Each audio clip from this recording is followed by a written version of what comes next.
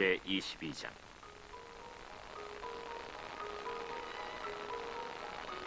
예루살렘 주민이 여호람의 막내 아들 아하시야에게 왕위를 계승하게 하였으니 이는 전에 아라비아 사람들과 함께 와서 진을 치던 부대가 그의 모든 형들을 죽였습니다. 그러므로 유다 왕 여호람의 아들 아하시야가 왕이 되었더라. 아하시야가 왕이 될 때 나이가 42세라 예루살렘에서 1년 동안 다스리니라. 그의 어머니의 이름은 아달랴여 오므리의 손녀더라. 아하시야도 아합의 집 길로 행하였으니 이는 그의 어머니가 꾀어 악을 행하게 하였습니다. 그의 아버지가 죽은 후에 그가 패망하게 하는 아합의 집의 가르침을 따라 여호와 보시기에 아합의 집같이 악을 행하였더라. 아하시야가 아합의 집의 가르침을 따라 이스라엘 왕 아합의 아들 요람과 함께 길르앗 라모스로 가서 아람 왕 하사엘과 더불어 싸우더니 아람 사람들이 요람을 상하게 한지라. 요람이 아람 왕 하사엘과 싸울 때 라마에서 맞아 상한 것을 치료하려 하여 이스라엘로 돌아왔더라. 아합의 아들 요람이 병이 있으므로 유다 왕 여호람의 아들 아사랴가 이스라엘에 내려가서 방문하였더라. 아하시야가 요람에게 감으로 해를 입었으니 이는 하나님께로 말미암은 것이라. 아하시야가 갔다가 요람과 함께 나가서 님시의 아들 예후를 맞았으니 그는 여호와께서 기름을 부으시고 아합의 집을 멸하게 하신 자이더라.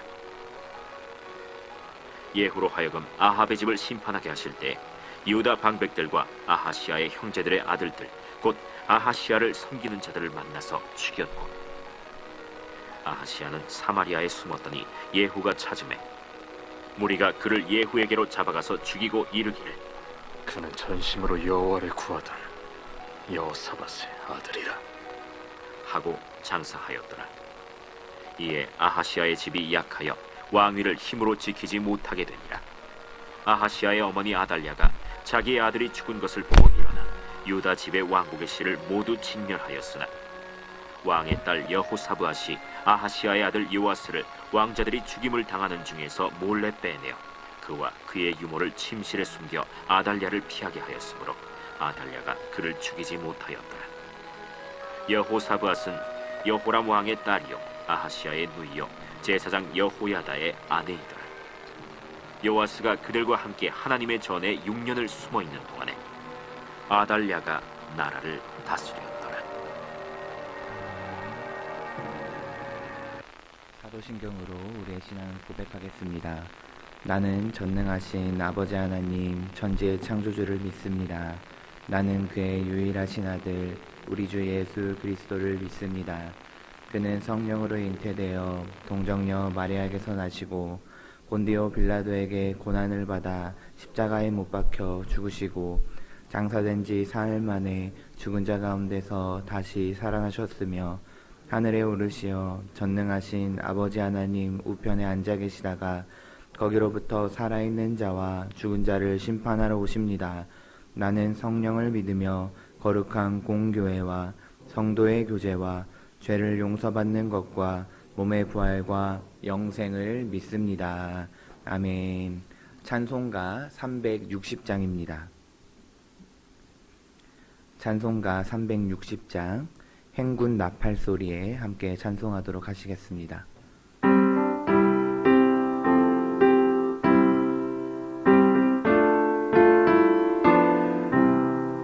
행군 나팔 소리에 주의 호령 났으니 십자가의 분기를 높이 들고 나가세 선한 싸움 다 싸우고 의의 멸류관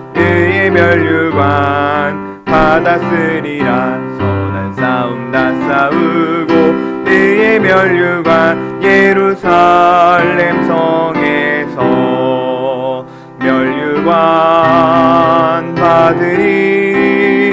저 요단강 건너 우리 싸움 마치는 날 의의 멸류관 예루살렘 성에서 악한 마귀 권세를 모두 깨쳐버리고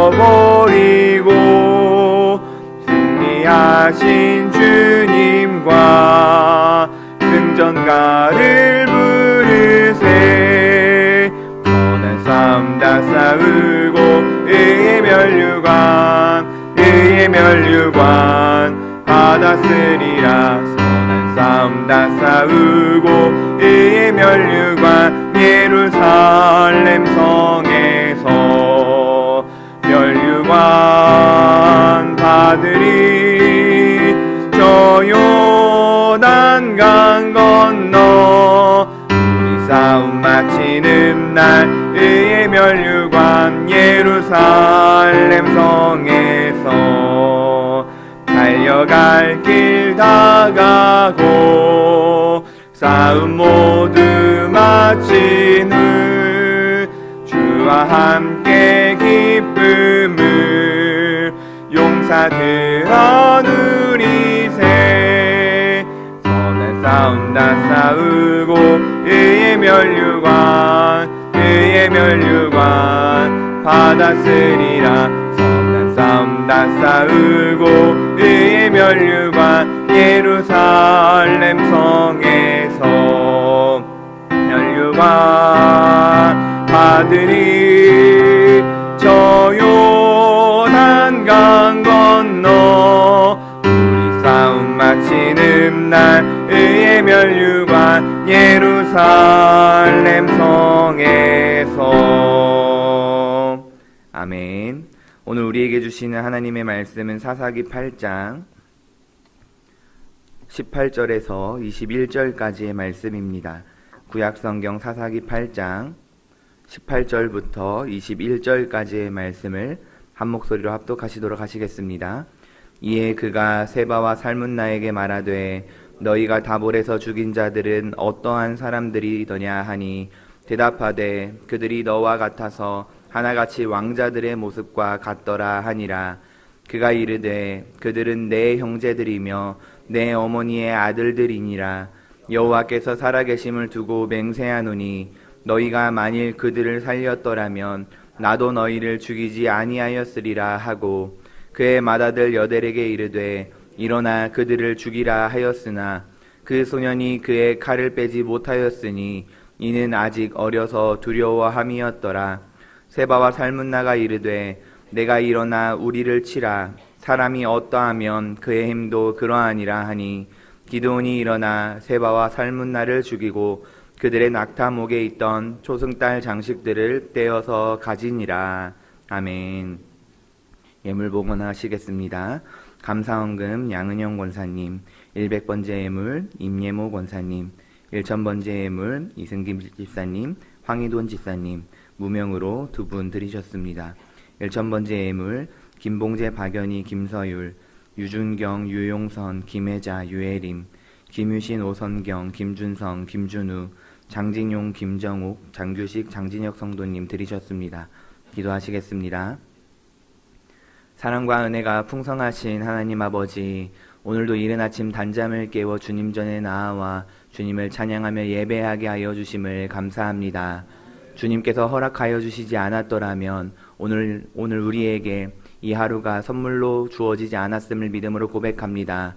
주님께서 허락하여 주신 생명이오니 주님의 나라와 영광을 위하여 사용되며 주님의 마음을 기쁘시고 시원케 해드리는 삶 살아갈 수 있도록 주님 우리의 삶을 인도하여 주옵소서. 이 시간 주님 전에 예배드리러 나올 때에 마음과 정성을 모아 예물 올려드린 손길들이 있습니다. 이 예물에 담긴 기도의 제목들, 마음의 소원들, 아뢰지 못한 삶의 형편들까지 또한 그 눈물들까지 주님 다 아시오니 주님의 때에 합력하여 선을 이루는 놀랍고 풍성한 은혜가 경험되어지게 하여 주옵소서. 우리 삶 가운데 주어진 것 하나도 주님의 은혜가 아닌 것이 없음을 우리가 믿음으로 고백합니다. 주님께서 주셨으니 기쁨으로 자원하는 마음으로 다시 한번 모든 것 주님께 내어드리는 그런 믿음의 복된 삶 살아갈 수 있도록 인도하여 주옵소서. 이 시간 말씀 듣기를 원합니다. 우리의 마음밭을 옥토밭과 같게 하여 주셔서 주님의 말씀이 잘 심겨지게 하시고 심겨진 말씀이 30배, 60배, 100배의 놀라운 결실을 맺을 수 있도록 인도하여 주옵소서. 말씀을 듣는 것에서 그치는 것이 아니라 말씀을 살아내는 믿음이 그 능력이 우리에게 있게 하여 주셔서 삶 가운데 날마다 말씀을 살아내는 놀라운 능력 있는 믿음의 삶 살아갈 수 있도록 인도하여 주옵소서. 오늘 우리의 하루의 삶도 인도하여 주실 주님을 믿으며 사랑이 많으신 예수 그리스도의 이름으로 감사드리며 기도드립니다. 아멘. 오늘은 끝까지 승리하라 라는 말씀의 제목을 가지고 함께 말씀의 은혜를 나누고자 합니다. 올림픽은 4년마다 개최되는 명실상부 전 세계 최대 규모의 스포츠 축제입니다. 많은 선수들이 올림픽 메달을 꿈꾸며 수년 동안 온 인생을 걸고 훈련하죠. 예전에 다큐 3일이라는 프로그램을 본 기억이 있는데 태릉 선수촌의 그 모습을, 훈련하는 모습을 방영해 주었었습니다. 그 영상을 참 인상 깊게 봤었던 기억이 있는데 그걸 보면서 훈련하는 운동선수들이 참으로 대단하구나 그런 생각을 했었습니다. 그렇게 피땀 어린 수고의 결과로 마침내 올림픽이라는 무대에서 메달을 따거나 개인의 기록을 갱신하는 등 최고의 성취를 이루는 선수들이 나타납니다. 국민들은 그러한 모습을 보며 자신의 일과 같이 또 응원과 격려를 아낌없이 보내주며 환호하죠. 그런데 올림픽이라는 무대의 막이 내리고 난 이후에 선수들의 모습이 어떤 일을 겪게 되는지 혹시 알고 계신가요? 목표를 이루고 난 뒤 그 기쁨이 오래가지 않고 오히려 깊은 공허와 무기력이 찾아온다고 합니다. 어떤 선수는 우울증에 빠지기도 하고 어떤 선수는 인생의 방향을 잃어버리기도 합니다. 실제로 우리가 잘 아는 수영의 황제라고 불리던 마이클 펠프스 선수는 올림픽에서 수많은 금메달을 획득한 이후에 오랜 시간 알코올 의존증과 엄청난 우울증에 시달렸다고 고백하기도 했습니다. 이러한 증상을 심리학자들은 포스트 올림픽 블루라고 부르는데요. 사실 이는 단지 운동선수들에게만 나타나는 것은 아닙니다. 큰 프로젝트를 끝냈을 때, 아니면 중요한 시험에 합격했을 때, 혹은 인생의 목표를 달성했을 때 누구에게나 찾아올 수 있는 성취 후 탄력감을 나타냅니다.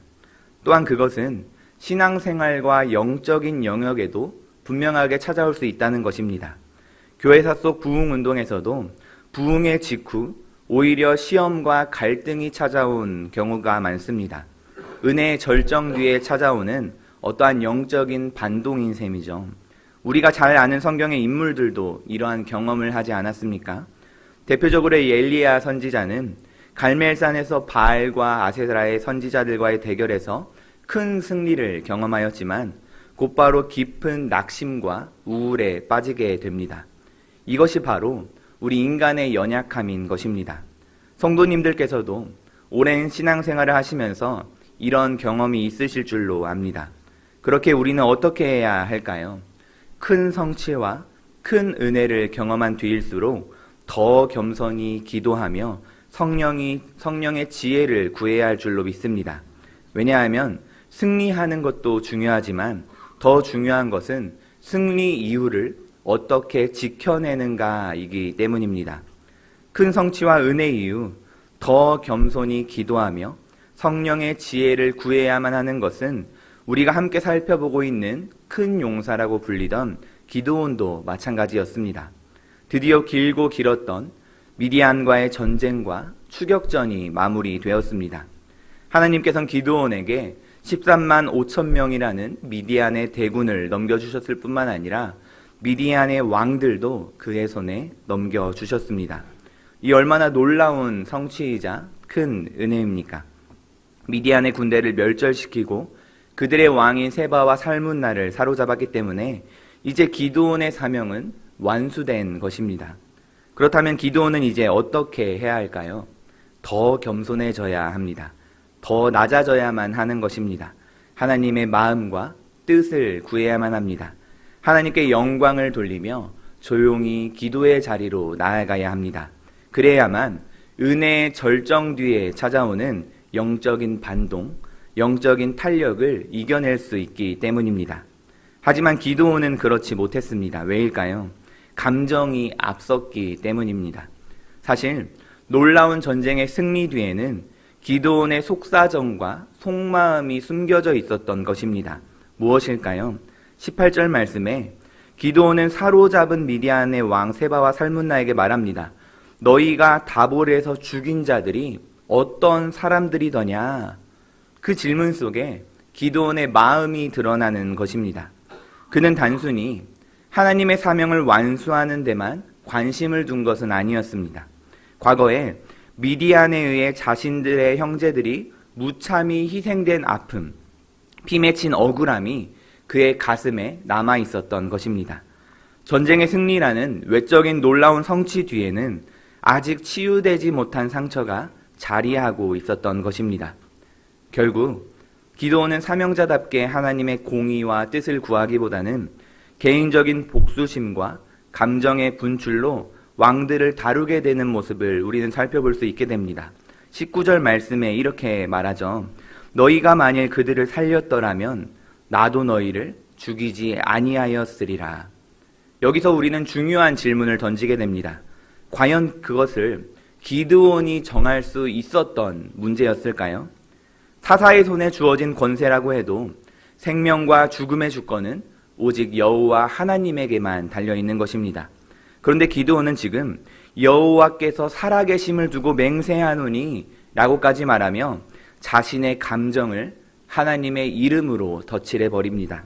사실상 자신의 복수를 정당화하기 위해 하나님의 이름을 끌어다 쓴 것이라고 많은 신학자들이 평가하기도 합니다. 이 얼마나 위험한 모습인가요? 사명자는 하나님의 뜻을 묻고 하나님의 뜻을 드러내야만 하는데 기드온은 자기 분노를 하나님의 뜻처럼 포장해 버렸습니다. 결국 그는 하나님의 공의보다 자기 감정을 앞세운 것이고 이것이 기드온의 신앙의 아쉬움으로 또한 기드온의 신앙의 연약함으로 남게 된 것입니다. 그뿐일까요? 20절에는 또 다른 연약함들이 드러났는데요. 그의 맏아들인 여델에게 그의 왕들을 죽이라고 명한 것입니다. 물론 아직 여델이 어려 그 일은 실패로 돌아갔지만 왜 그것이 문제인 걸까요? 그건 바로 기드온이 하나님의 사명을 온전히 감당하는 데 집중하기보다 가문의 명예와 개인적인 영광을 세우려 했다는 사실입니다. 만약 장자인 여델이 원수인 왕들을 처형하면 그것은 기드온 개인의 승리가 아닌 그의 집 전체의 승리로 기록되게 될 것이었습니다. 가문의 명예가 드높아지는 것이죠. 뿐만 아니라 고대 근동에서 전쟁 후 패장이나 왕을 승자가 직접 처형하는 행위는 그 승리와 함께 주권을 선언하는 그런 행위였습니다. 그런데 이러한 최후의 일격을 장자에게 맡기는 것은 현재의 지도력뿐만 아니라 미래의 지도권까지 세습할 가능성을 암시하는 정치적 제스처가, 무언의 제스처가 숨어 있다는 것입니다. 그것이 외부로 노골적으로 표시되는 행위가 바로 21절 끝에 나옵니다. 기드온이 일어나 세바와 살문나를 죽이고 그들의 낙타목에 있던 초승달 장식들을 떼어서 가지니라. 기드온은 낙타목에 있던 초승달 장식들을 떼어서 가져갑니다. 그 초승달 장식은 단순한 장식이 아니라 미디안의 왕권과 그들이 섬기는 신권을 나타내는 상징물이었습니다. 그렇게 그것을 취한다는 것은 자신의 권위를 눈으로 보이게 가시화시켰다는 것입니다. 온전히 하나님께로만 가야 할 영광이 기드온 손에서 세속의 영광과 뒤섞여 버렸다는 것이죠. 사랑하는 성도 여러분, 말씀을 한번 정리해 보겠습니다. 오늘 우리가 기드온의 이야기를 통하여 깊이 새겨야 할 교훈은 무엇일까요? 총 3가지입니다. 가장 먼저는 큰 성취와 은혜 뒤에는 틈탈 수 있는 영적인 탄력이나 교만, 또한 사단의 공격 등 우리에게 찾아올 수 있는 여러 가지 어려움이 있다는 것입니다. 그 어려움이 찾아올 때 우리는 어떻게 해야 할까요? 겸손히 기도에 무릎을 꿇고 성령 하나님을 의지함으로 이겨내야 할 줄로 믿습니다. 우리의 연약함을 인정하며 성령님을 의지하는 저와 여러분들이 되시기를 간절히 소망합니다. 두 번째는 하나님의 이름으로 내 감정을 정당화하지 말라는 것입니다. 우린 때때로 억울함, 분노 혹은 욕심을 하나님의 뜻이라고 착각할 때가 많습니다. 내가 이렇게 하는 것이 옳아. 하나님도 분명히 내 편이실 것이야 라고 말하며 사실은 내 감정을 하나님의 이름으로 포장해 버리기도 합니다. 하나님의 이름을 내 감정에 끌어다 쓰는 것은 위험한 일임을 우리는 기억해야만 합니다. 그러므로 우리는 언제나 겸손히 멈추어 서서 정말 이것이 하나님의 뜻인지 아니면 내 감정인지 우리는 분별할 수 있는 지혜가 있어야만 합니다. 성령님께 묻고 말씀 앞에서 자신을 비추며 기도로 하나님께 뜻을 구해야만 하는 것입니다. 그래야만 우리도 기드온처럼 큰 용사로 불렸던 기드온이 그의 말미에 아쉬움을 남겼던 것처럼 우리는 기드온처럼 아쉬움을 남기지 않고 사명자로서 끝까지 하나님의 영광만을 드러낼 수 있게 되는 것입니다. 마지막으로는 하나님의 영광을 내 영광과 섞지 말라라는 것입니다. 하나님께서 맡기신 사명은 언제나 하나님의 이름을 드러내기 위함이지 내 이름을 남기기 위함이 아닌 줄로 믿습니다. 그러나 우리는 종종 기드온처럼 하나님의 일을 감당하다가도 그 영광을 나누어 가지려는 유혹을 느끼기도 합니다. 내가 했어. 내가 이만큼 섬겼어. 이런 마음이 우리 마음 가운데 은연중에 들지 않습니까? 하나님께서 맡기신 그 사명을 감당하는 그 순간 그러한 마음들이 스며들 때 하나님의 영광은 희미해지고 내 영광이 앞서가게 되는 것입니다. 사랑하는 성도 여러분, 하나님께서 기뻐하시는 것은 우리가 드러나는 것이 아니라 오직 주님만 드러나는 것인 줄로 믿습니다. 그러므로 사명을 감당할 때마다 주님 홀로 영광 받아 주옵소서라고 고백으로 나아가는 우리가 되기를 간절히 소망합니다. 오늘 하루도 들은 말씀 가지고 믿음으로 승리하시는 성령님을 의지하는 하루 되시기를 간절히 주님의 이름으로 축복합니다. 우리 함께 공동의 기도 제목 읽고 함께 기도하도록 하겠습니다. 9월도 믿음으로 승리하게 하소서. 빈 자리를 믿음으로 채우게 하소서. 이러한 공동의 기도 제목들과 또한 각자 가지고 나오신 기도 제목들, 또한 담임 목사님의 사역과 가정을 위하여 또 오늘 저녁에 드려질 금요 불기둥 기도회를 위하여 함께 중보함으로 기도하도록 하겠습니다. 주님의 이름 세 번 외치신 후에 합심하여 기도하다가 돌아가시겠습니다. 기도하겠습니다. 주여! 주여! 주여! 사랑과 은혜가 풍성하신 하나님 아버지 오늘도 우리의 단잠을 깨워 주님 전에 나아와 주님을 찬양하며 예배하며 주님의 말씀 듣게 하여 주심을 감사합니다. 주님, 우리는 연약합니다. 주님, 우리는 넘어집니다. 주님, 매일 괴로워하고 힘들어합니다.